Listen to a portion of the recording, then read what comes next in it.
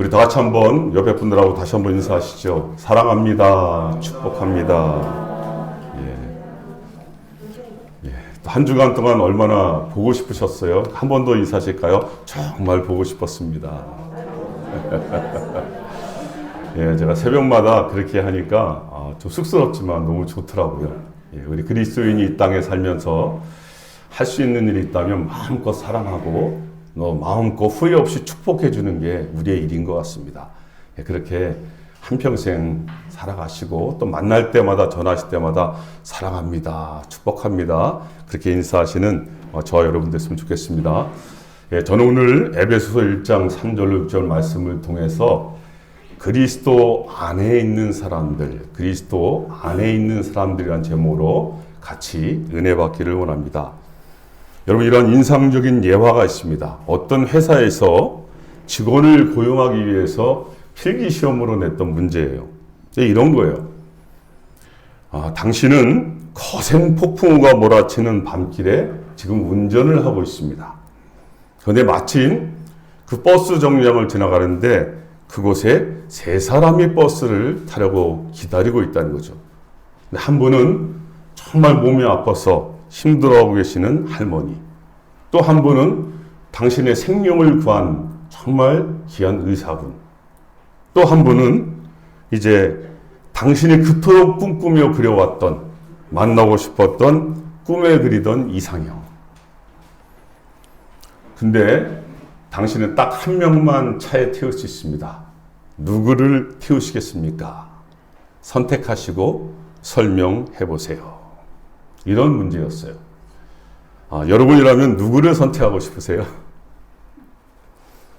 여러분, 이 문제에 대한 가능한 답이 여러 가지가 있겠죠. 예를 든다면 첫째로 무엇보다 사람의 생명이 중요하니까 죽어가는 할머니를 빨리 병원에 모셔둬야 된다. 이런 분이 있을 거고, 또 한 분은 이렇게 나의 생명을 구해준 은인을 갚을 수 있는 기회가 또 올 수 있을까? 그래서 의사분을 태우면서 나의 은혜를 갚을 기회로 삼겠다. 그런 분이 있을 수 있고, 어떤 분은 다른 것은 다 제쳐두고라도 이 이상형, 일평생 한번 나타날까 말까 한 이상형이 나타났는데 그 이상형을 태우는 게 아무래도 다른 건 나중에 할 수 있으니까 가장 중요하지 않을까.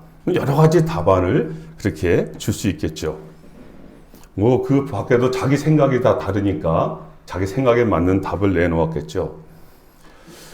여러분, 이 행사에 응시했던, 근데 200명이 응시했대요. 거기에 그 경쟁자를 제치고 최종적으로 채용된 사람이 써낸 답이 있습니다. 그게 궁금하시죠? 이런 내용이에요. 의사 선생님께 제 차의 열쇠를 드리겠습니다. 그래서 그 정말 죽어가는 할머니를 병원으로 모셔드리도록 하겠습니다. 그리고 나서 나는 내 이상형과 함께 버스를 기다리겠습니다. 여러분, 이 문제가요, 물론 보는 시각에 따라서 다르겠죠. 근데 저는 이렇게 풀고 싶었어요. 그 선택의 중심자가 나였었잖아요. 내가 선택하는, 내가 중심자였지만 이제는 내가 그것을 내려놓고 그 위치를 버리고 나도 선택당하는 자의 위치에 가서 서서 보니까 아마 그런 해답이 보인 것이 아닌가, 그렇게 저는 풀고 싶었습니다. 여러분, 바울이 쓴 서신서 중에 에베소서, 빌립보서, 골로새서, 빌레몬서를 뭐라 그런지 아시죠? 옥중서신이라고 그래요. 그 말은 그 서신서를 감옥에서 썼다는 거죠. 사도 바울이 3차 전도 여행을 마친 후에 예루살렘에 올라갔다가 체포가 되고, 그래서 2년 동안 그런 가이사라의 감옥에 살게 됩니다. 그리고 다시 그는 로마로 이송되어서 2년간 또한 로마 감옥에 갇혀요. 그때를 보통 학자들이 AD 60년에서 62년으로 그렇게 봅니다. 그 기간에 사도 바울이 이 감옥 안에서 기록한 말씀이 바로 옥중서신이라고 말하는 에베소서, 빌립보서, 골로새서, 빌레몬서라고 그렇게 말합니다. 여러분, 그 중에서도 오늘 우리가 읽은 이 에베소서는 6장으로 되어 있는 편지잖아요.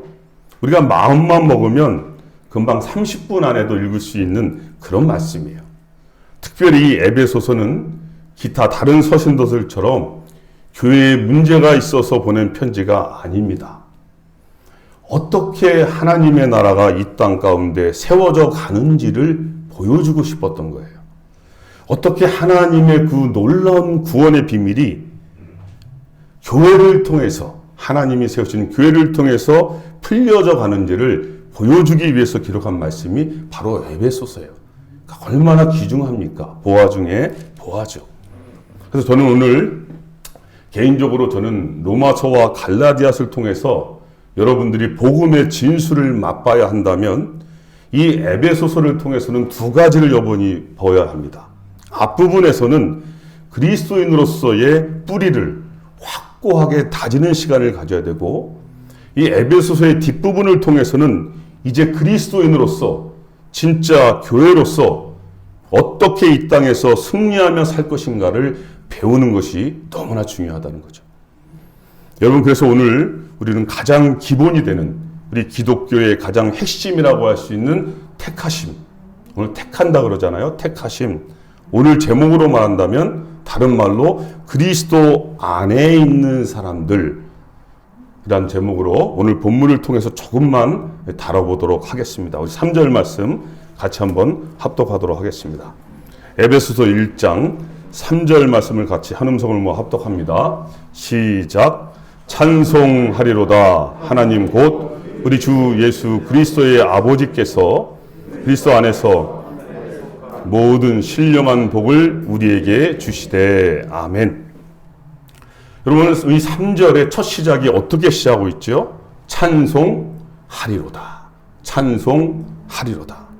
원래 원어에는 이 3절부터 14절까지가 한 문장으로 되어 있어요. 그래서 성경에서 사실은 제일 긴 문장이라고도 그렇게 말합니다. 그런데 보세요. 처음에 무엇으로 시작하고 있죠? 찬송으로 시작하고 있어요. 그 중간중간에도 보면 또 찬송으로 하고 있어요. 그럼 마지막에도 보면 무엇으로 끝나죠? 찬송으로 끝을 맺고 있다는 거죠. 여러분은 어느 때 주로 찬송을 하시죠? 마음이 울적하실 때 어떤 찬양을 부르시나요? 또 마음이 기쁘실 때는 여러분 어떤 찬양을 부르시죠? 오늘 본문에서 말하는 찬송은요, 정말 속에서부터 터져 나오는 찬송을 말하는 거예요. 이 속에서 자연스럽게 솟구쳐 오르는 찬송이에요. 찬송하지 않고는 견딜 수가 없기 때문에 흘러 넘치는 것이 맞다는 그런 찬송이에요. 여러분, 우리가 말씀과 기도로 충만해졌을 때, 성령 충만해졌을 때 한 번쯤은 다 경험해 보지 않았습니까? 상황은 똑같잖아요. 상황은 똑같이 어려울 수 있는데 어떤 일이 벌어지죠? 우리 일상생활에 나도 모르게 내 속에서 찬송이 흘러넘치잖아요. 그죠? 때때로는 전혀 예상하지도 않았던 갑자기 찬양들이 제 입에서 흘러나오는 것을 여러분들 경험하셨죠? 여러분, 제가 선교지에 있을 때 아이를 학교에 데려다 주고 오는 길이었어요. 한 10시경 정도쯤 됐던 것 같아요. 그때 차 안에서, 그 당시에는 차 안에 이렇게 찬양 CD를 놓을 수 있었거든요. 그 CD를 놓고 듣고 있었는데, 그때 마침 제가 너무나 좋아하는 찬양이 흘러나왔습니다. 그의 생각이라는 찬양인데요. 그런 내용이, 하나님은 너를 만드신 분, 하나님은 너를 지키시는 분, 하나님은 너를 보호하시는 분, 하나님 너의 길을 광야에서도 인도하시는 분. 너무 찬양이 좋아갖고 그 찬양을 막 따라 부르면서 그 자동차 안에서 제가요, 개인 부흥회를 하고 있었어요. 너무 좋은 거예요. 너무 좋았어. 그런데 갑자기 내리막길을 내려가는데 옆에 있는 정부 건물에서 펑 하고 폭탄이 터져버린 거예요. 큰 소리와 함께 차가 둥 뜨면서 휘청거리더라고요. 여러분, 만약에 제가 조금만 더 내려갔다면 저는 아마 이 자리에 없었을지도 모릅니다. 여러분, 그런데 제가 그 안에서 뭐 하고 있었죠? 뭐 하고 있었습니까? 하나님은 너를 만드시고, 하나님은 너를 지키시고, 하나님은 너를 보호하시고, 하나님은 너를 인도하시는 분이라는 찬양을 고백하고 있었잖아요. 게릴라들이 폭탄을 몰래 설치해서 터뜨리는 그 순간에 저는 차 안에서 하나님을 찬송하고 있었어요. 여러분, 이것이 우연일까요? 하나님의 그 찬송을 통해서 우리를 지키신다는 것을 약속으로 보여주시는 거잖아요. 얼마나 감동스러운지 몰랐습니다. 여러분, 사도 바울이 왜 그렇게 찬송이 터져나올 수밖에 없었는지 오늘 본문은 그 이유를 설명하고 있죠. 그 다음 내용이요. 다른 것이 아니라는 거죠. 우리를 향한 성부, 성자, 성령 하나님께서 무슨 일을 하고 계셨는지 그 하나님에 대해서 조금씩 더 깊이 알아가다 보니까 나를 향한 그 하나님의 사랑이 너무나 크고 놀라운 걸 깨닫게 되니까 진정할 수가 없는 거예요. 그것이 찬양으로 감탄으로 흘러나오는 거죠. 그래서 찬송하리로다. 찬송하리로다도 이 에베소서가 시작의 문을 여는 거죠. 여러분, 그렇습니다. 예수님을 믿는다는 게 뭘까요? 예수님을 믿는다는 것은 그 예수님과 함께 사는 거잖아요. 그렇게 예수님과 함께 사니까 얼마나 행복하고 얼마나 기쁘고 얼마나 감사해요. 그러니 당연히 입에서 뭐가 터져나오겠어요? 찬송이 흘러나오는 거예요. 상황이 아무리 변하고 아무리 힘들어도 예수님이 나와 함께 하시면 찬양이 흘러나올 수밖에 없는 줄로 믿습니다. 그렇게 날마다 삶 속에서 찬양이 터져나오시기를 주님의 이름으로 축복합니다. 그러면 여러분, 바울이 찬송할 수밖에 없는 그 하나님께서 행하신 일이 있다 그랬잖아요. 오늘 본문에 보면 그것이 뭔지 아십니까? 알고 보니까 하나님께서 우리에게 그렇게 우리가 좋아하는 복을 주셨대요. 복을 주셨다. 오늘 본문에 보면 복을 주셨단 말이에요. 근데 그것도 보통 복이 아니에요. 한두 가지 아까워서 억지로 주는 복이 아니에요. 오늘 성경이 뭐라고 말하냐면 모든 신령한 복을 우리에게 주셨다라고 말하고 있어요. 여러분, 그런데 우리가 신령한 복 그러면 그게 뭔지 주시긴 주셨다는데 우리에게 잘 와닿지가 않잖아요. 그래서 그게 왜 신령한 복인지 바로 이어서 그 복의 출처를 밝히고 있죠. 왜냐하면 그 복이 하늘에 속했다라고 말해요. 하늘에 속한 그 모든 신령한 복을 우리에게 주셨다라는 거죠. 여러분, 우리는 복 그러면 어떤 생각을 합니까? 로또가 당첨되는 거 아니에요? 아니면 당장 사업이 내가 원하는 대로 막 풀려나는 거 아닙니까? 아니면 우리의 자녀들이 막 승승장구하고 척척 승진하고 또 죽을 때까지 우리가 건강하고 만사가 내 계획대로 잘 풀려가는 것을 생각하잖아요. 물론 그런 복도 우리가 받았으면 좋겠습니다. 그런데 오늘 성경에서 말하는 복은 그러면 변하는 복이잖아요. 그죠? 경험해 보셨잖아요. 변하잖아요. 오늘 성경에서 말하는 복은 그런 상황에 따라서 변하는 복이 아니라는 거예요. 여러분, 세상은 정말 빠르게 지나가지 않습니까? 그 말은 우리가 추구하고 우리가 따라가는 세상의 복들도 그렇게 빨리 끝나버리고 만다는 것을 빨리 캐치하라는 거예요. 그것이 지혜입니다. 반대로 그 말은 우리에게 세상의 복과는 다른 영원토록 변하지 않는 진짜 복, 그거를 주셨다는 거죠. 여러분, 사도 바울이 오늘 우리에게 그것을 알려주려고 한 것이죠. 지금 우리가 받은 그 복이 얼마나 크고 얼마나 놀라운 것인지를 제발 좀 깨달아 달라고 말씀을 통해서 강조하고 또 강조하는 거예요. 여러분, 이 복은 알고 누리는 사람과 그렇지 못한 사람은 정말 삶의 질이 다를 수밖에 없어요. 우리가 왜 돈을 법니까? 우리가 왜 공부해야 하죠? 우리가 왜 이 땅에서 최선을 다하여 살아야 하는지 그 의문이 풀리는 거예요. 그러니까 당연히 우리의 삶에 집중력이 생길 수밖에 없고 우리의 삶에 하나님 때문에 비전이 생기고 우리의 삶에 하나님 때문에 기쁨이 생기고 우리의 삶에 하나님 때문에 소망이 생기는 줄로 믿습니다. 여러분, 그러면 구체적으로 우리가 이미 받은 이 신령한 복이 무엇인지를 4절을 통해서 말씀하고 있죠. 4절 말씀 같이 한번 합독합니다. 자, 4절입니다. 시작. 곧 창세전에 그리스도 안에서 우리를 택하사 우리로 사랑 안에서 그 앞에 거룩하고 흠이 없게 하시려고. 아멘. 여러분, 오늘 4절에 보니까 그 신령한 복이 뭐라고 말하죠? 우리가 택함을 받았다라고 말해요. 택함을 받았다. 여기 택하심의 원어가 에클레고라고 쓰잖아요. 그 말은 골라내는 거예요. 여럿 있는 가운데서 뽑아내는 거예요. 집어내고 선택하는 것을 말하는 거죠. 여러분, 우리가 선택하고 우리가 주도하고 우리가 모든 행함의 결정권자가 되기를 원하잖아요. 그게 우리 속성이지요. 이것은 가르쳐주지 않아도 그렇게 우리는 행하며 살아왔고 또 그렇게 지금도 순간순간 살아가고 있어요. 그래서 우리는 누구에게 선택을 당하고 택함을 당한다라고 하면 익숙해 있지가 않아요. 당장 우리 입에서 뭐가 나와요? 거부 반응이 나오죠. 네가 뭔데? 감히? 그런 반응이 나오죠. 그만큼 우리는 남에게 조종을 당하거나 간섭당하는 것을 싫어하죠. 그래서 여러분, 이 부분은 정말 어려운 부분이에요. 대부분 여기서 충돌이 일어납니다. 도대체 누가 우리를 택한단 말인가? 내가 축구선수 팀도 아니고. 우리는 절대로 그것을 허락할 수가 없죠. 그래서 여러분, 세상 사람들은 절대로 이것이 해결되지 않기 때문에 자기 힘으로, 자기 스스로 그들은 이 벽을 뚫고 나올 수가 없어요. 거기에 막혀버리는 거죠. 그런데 우리는 어떻죠? 그리스도인이 어떤 사람이냐는 거죠. 우리는 한마디로 하나님의 살아계신 말씀을 믿는 사람들인 줄로 믿습니다. 그러니까 우리는 다른 것을 가지고 설명할 수가 없어요. 오직 말씀. 오늘 말씀이 우리에게 뭐라고 말하는가? 그것이 우리의 전부인 줄로 믿습니다. 여러분, 오늘 4절에서 성경에 뭐라고 그러죠? 우리의 시작 자체가 뭐라는 거예요?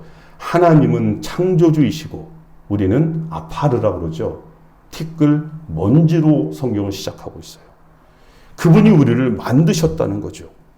여러분, 궁금하시면요, 더 깊이 알고 싶으면 새벽 예배에 나와보세요. 지금 제가 창세기를 강의하고 있는데 이제 한 장밖에 안 끝났습니다. 원래 우리의 관계 자체가 창조주와 피조물의 관계예요. 하나님과 사람의 관계죠.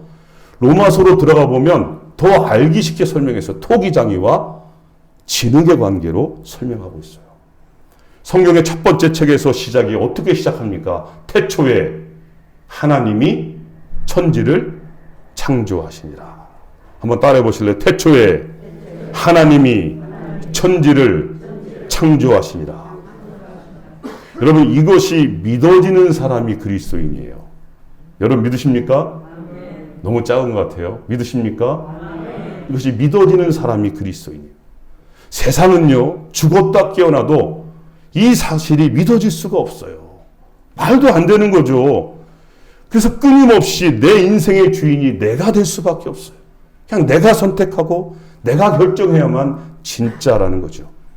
근데 여러분, 하나님이 나를 만드셨다라는 이 사실이 믿어지는 사람들, 즉 우리 그리스도인들은 출발 자체부터가 다른 거죠. 그 속에는 이미 우리의 선택권, 우리의 결정권이 사라져버렸죠. 그 말은 우리를 만드신 그분이 당연히 우리를 택하셨으니까 만드신 거 아니에요? 그러니까 우리가 지금 이 땅에 태어날 때도 그렇고 지금까지 살아가는 것도 그렇고 앞으로 우리의 인생에 살아갈 때까지도 끝나는 그 순간까지도 우리를 택하신 그 하나님과 분리되어서는 생각할 수가 없는 존재가 되어버린 거예요. 여러분, 제가요, 한국 땅에 태어나고 싶어서 태어난 거 아니에요. 저는 어느 순간 태어나 보니까 한국이더라고요. 여러분은 다르신가요? 내가 한국을 딱 찍어서 태어나신 분 있으세요? 없잖아요. 여러분, 제가요, 목사가 되고 싶어서 목사가 된 적 한 번도 없습니다. 저는요, 초딩 때 가장 하고 싶었던 거는 그 나이 때 그렇듯이 축구 선수가 되고 싶었어요. 그 나이 때 공 하나 주어지면 최고잖아요. 같이 끼리끼리 모여서 방과 후에 매일 공 차고, 그러다 보니까 자기가 좋아하는 거 하고 싶으니까 그냥 초딩 때는 축구 선수가 되고 싶었어요. 근데 어떻게 대학교 가서 전공을 행정학을 하게 됐어요.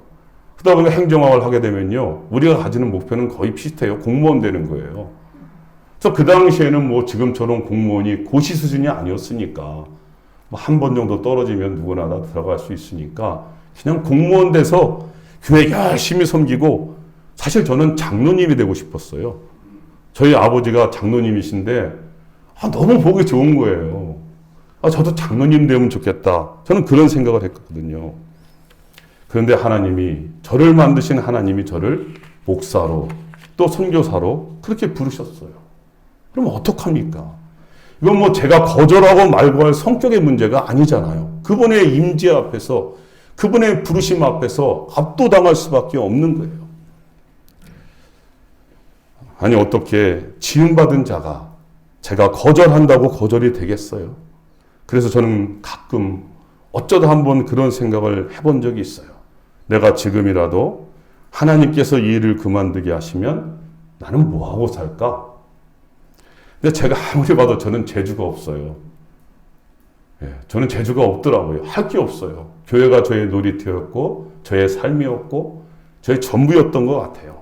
그러다 보니까 할 줄 아는 게 뭐 복음 전하고 뭐 이런 거밖에 없어요. 물론 걷는 거를 잘하긴 하는 것 같습니다. 여러분, 그리스도인은 다른 것이 아니에요. 하나님의 택하심을 받은 사람들이고 또한 그 사실을 믿는 사람들이에요. 그래서 오늘 그들을 뭐라고 부른다고요? 그리스도 안에 있는 사람들. 우리는 그리스도 안에 있는 사람들이 되었다는 거죠. 그러면 그 말은 우리가 택함을 받기 전에는 어디에 있었다는 거죠? 그리스도 밖에 있었다는 거죠. 여러분, 그리스도 안과 밖의 차이가 뭘까? 그것은 너무나 간단한 거예요. 그것은요, 이제 내 삶의 주도권을 누가 가지고 사느냐가 결정이 나버린 거예요. 아직도 내 목적과 내 계획과 내 뜻을 이루기 위해서 여전히 거짓말하고 세상의 방식대로 살고 있다면 그것은 내 삶의 주인이 아직 나라는 것을 증명하는 거죠. 그리스도 밖에 있다라고 볼 수 있어요. 그러나 이제는 삶의 모든 영역에서 이제는 주님을 무시할 수가 없는 거예요. 이제는 주님 없이 행동하면 너무 불편하고 힘든 거죠. 예전에는 술 먹고 담배 피고 나쁜 짓을 해도 별로 부담을 안 느꼈는데 이제는 혹시라도 예수님 이름에 먹칠할까 봐 조심하게 되는 거죠. 자꾸만 예수님이 밟히는 거예요. 예전에는 잘 속이고 거짓말하고 그렇게 해도 목적만 달성하면 됐는데 이제는 그런 일들을 하기가 두려워져요. 불편한 거예요. 자꾸만 쉬운 얘기로 무시할 수 없는 간섭을 당하게 되더라는 거예요. 그렇게 점점 주님을 의식하며 살게 되는 거지요. 여러분, 이렇게 그리스도 안에서 살아가는 삶을 오늘 본문에서 뭐라 그랬죠? 거룩이라고 그래서 하는 거예요. 그러니까 여러분, 우리가 받은 이 신령한 복이 이제 뭔지 아시겠죠? 우리가 하나님의 택하심을 받았어요. 그것은 다른 말로 하면 그리스도 안에 있는 사람들이 됐어요. 그런데 그들이 어떤 축복을 받았다고요? 거룩해져 가더라는 거예요. 거룩해져 간다. 근데 그 거룩이 알고 보니까 점점 주님과 함께하는 사람으로 변해져 가더라는 거죠. 사실 이것조차도 하나님께서 그렇게 만들어가고 계시고 있어요. 그래서 결국 뭐만 남게 하신 줄 아세요? 결국엔 우리 입술을 통하여 오직 예수님, 오직 예수. 여러분, 이것이 그래서 사도 바울의 고백이에요. 갈라디아서 6장 14절에 보니까 사도 바울이 이렇게 결국 인생의 고백을 합니다. 그러나 내게는 우리 주 예수 그리스도의 십자가 외에 결코 자랑할 것이 없으니 그리스도로 말미암아 세상이 나를 대하여 십자가에 못 박히고 내가 또한 세상을 대하여 그러하니라. 기가 막힌 고백이 나오는 거예요. 그럼 빌립보서 3장 8절에도 보면 또한 모든 것을 해로 여김은 내 주 그리스도 예수를 아는 지식이 가장 고상하기 때문이라. 내가 그를 위하여 모든 것을 잃어버리고 배설물로 여김은 그리스도를 얻으려 함이니. 결국 한 가지로 집중되어져 가잖아요. 예수 그리스도. 그리스도인은 결국 예수 그리스도로 집중되어져 가는 사람이고 그것이 바로 거룩해져 가는 길이다라는 것이죠. 여러분, 그런 삶을 보여주는 분들이 성경에 나오는 우리 믿음의 선배들 아닙니까? 한 분만 예를 들어볼까요? 우리가 너무나 잘 알고 있는 다니엘. 그럼 다니엘이 왜 배고파 으르렁거리는 사자굴 속에 들어간 이유가 뭐예요? 기도하다가. 다니엘이 모르고 기도했습니까? 기도하면 그 죽을 수밖에 없다는, 사자굴 속에 들어갈 수밖에 없다는 것을 알았잖아요. 알았는데도 불구하고 그가 뭐하고 있습니까? 당당하게 기도했잖아요. 사자의 밥이 된다 할지라도 그는 그 고령의 나이에 기도하다가 사자굴에 던져졌습니다. 그게 우리 믿음의 신앙의 선배들이에요. 왜 그런 선택을 했죠? 여러분, 그것은 단순한 거예요. 그것은 그에게는 죽음이나 생명이나 사실은 별 차이가 없는 거죠. 오직 하나님만이 전부이신 거예요. 여러분, 죽으면 더 빨리 주님과 영원토록 함께하기 때문에 좋은 것이고, 이 땅에 하나님이 살게 해주시면 이 땅에서 주님과 또 같이 동행하며 살기 때문에 행복한 것이고,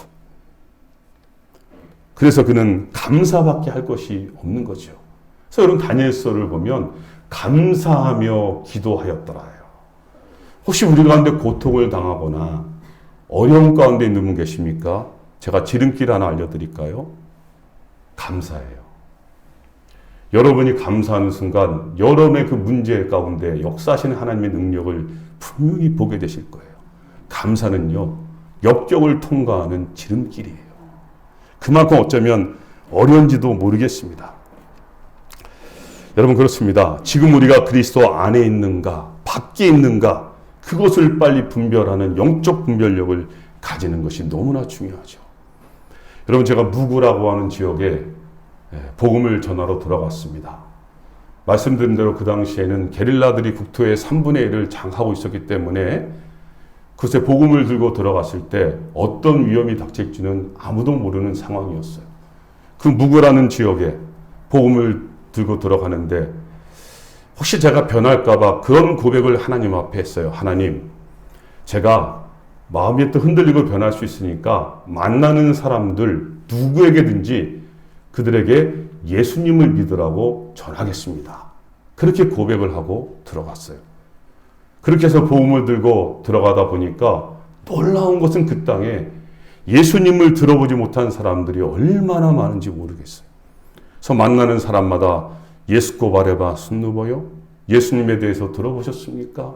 그렇게 복음을 전하면서 들어가다가 어느 한 곳에 이르렀는데 한 여자분이 이렇게 오시더라고요. 근데 자매분이 오셨는데 근데 제가 그 당시에 너무 지치고 힘들었어요.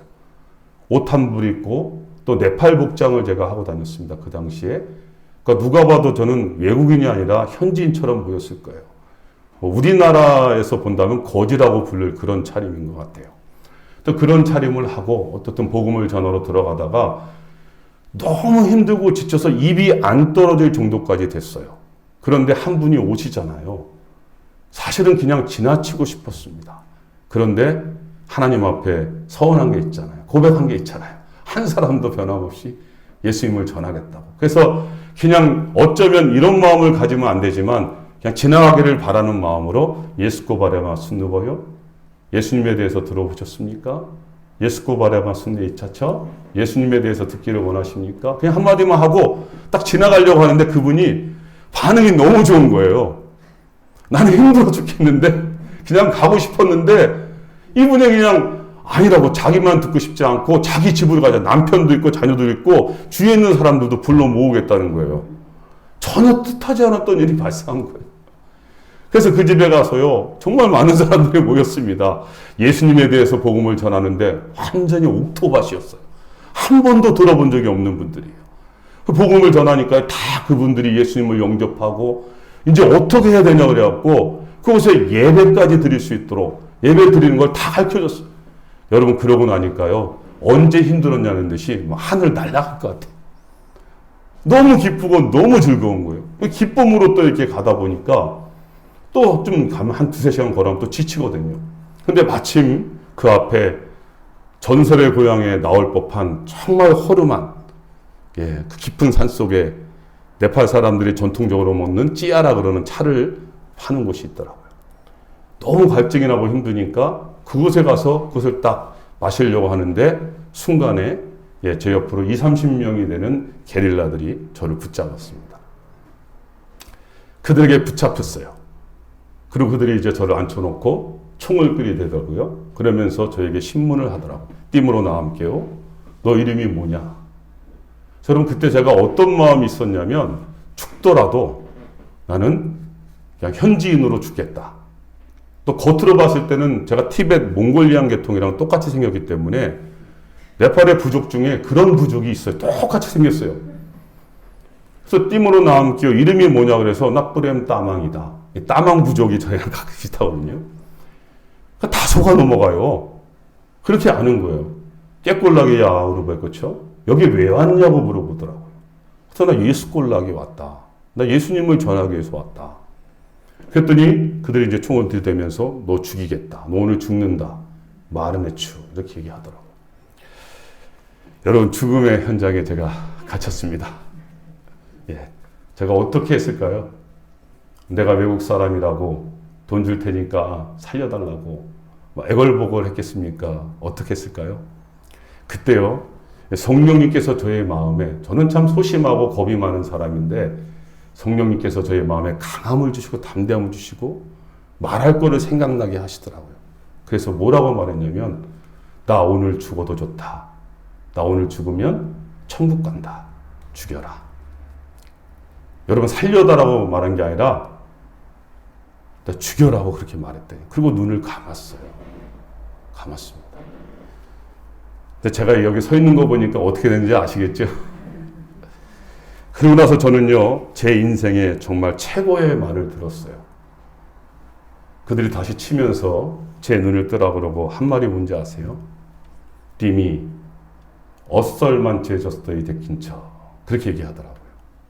예. 아마 방언 통역하신 분 계시나요? 그들이 볼 때요, 제가 하나님이 그들의 눈을 변화시켜 주니까 자기들이 보기에 제가 어썰만체가 착한 사람이거든요.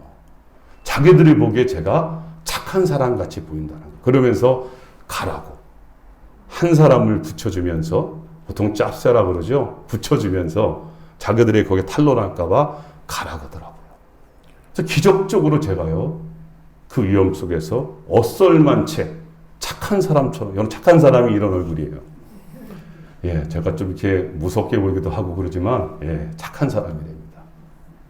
그렇게 하나님께서 인도해 주시고요. 그다음부터는 제 걸음이 그렇게 빨랐던 적이 없어요. 예, 제가 걸음이 그렇게 빠른 사람인지 처음 알았습니다.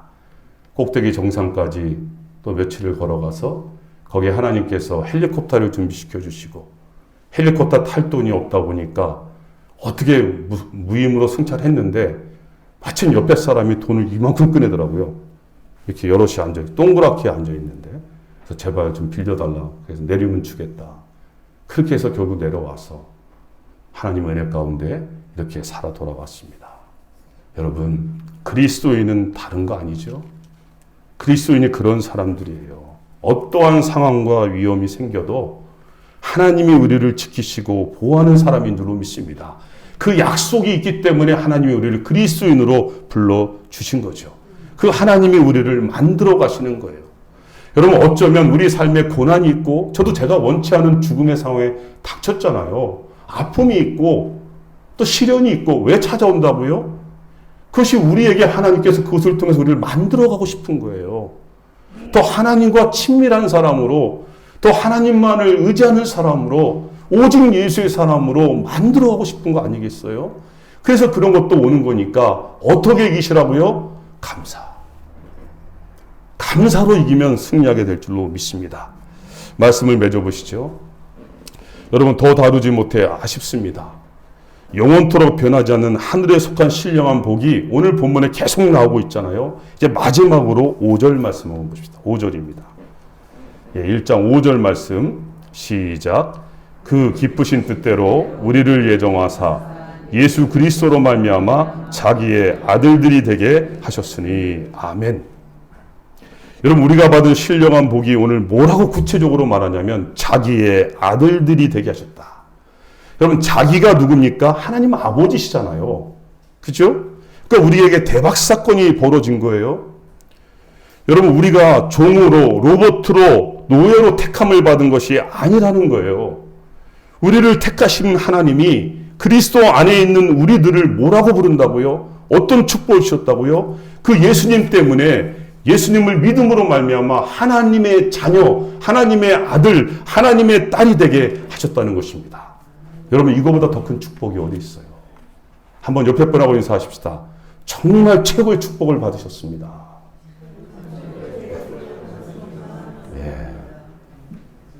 예, 이거 알면 다 끝난 거예요.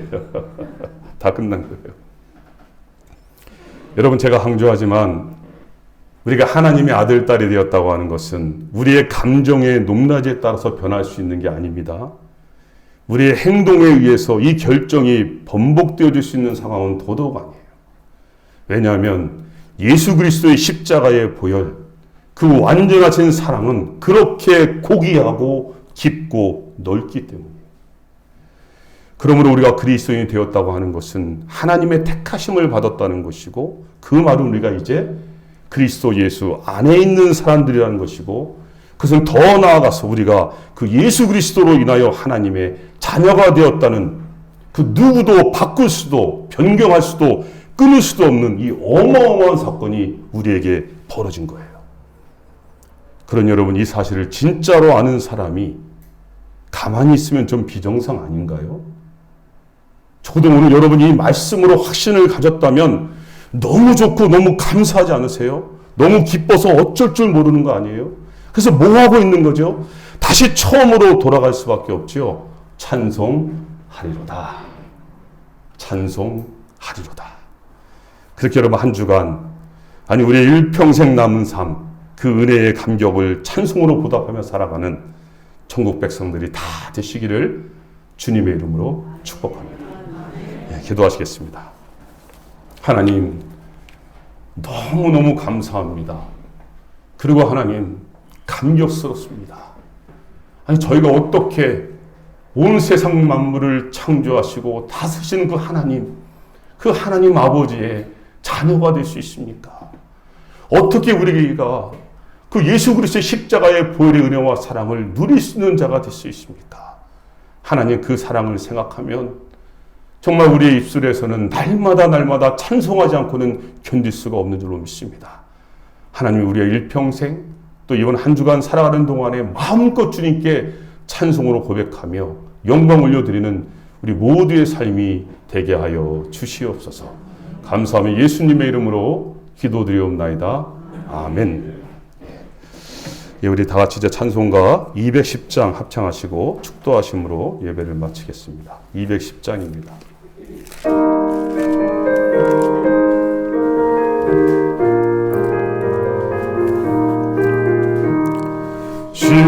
시온성과 같은 교회, 그의 영광 한없다. 허락하신 말씀대로 주가 친히 세웠다. 반석 위에 세운 교회, 흔들쳐 누구려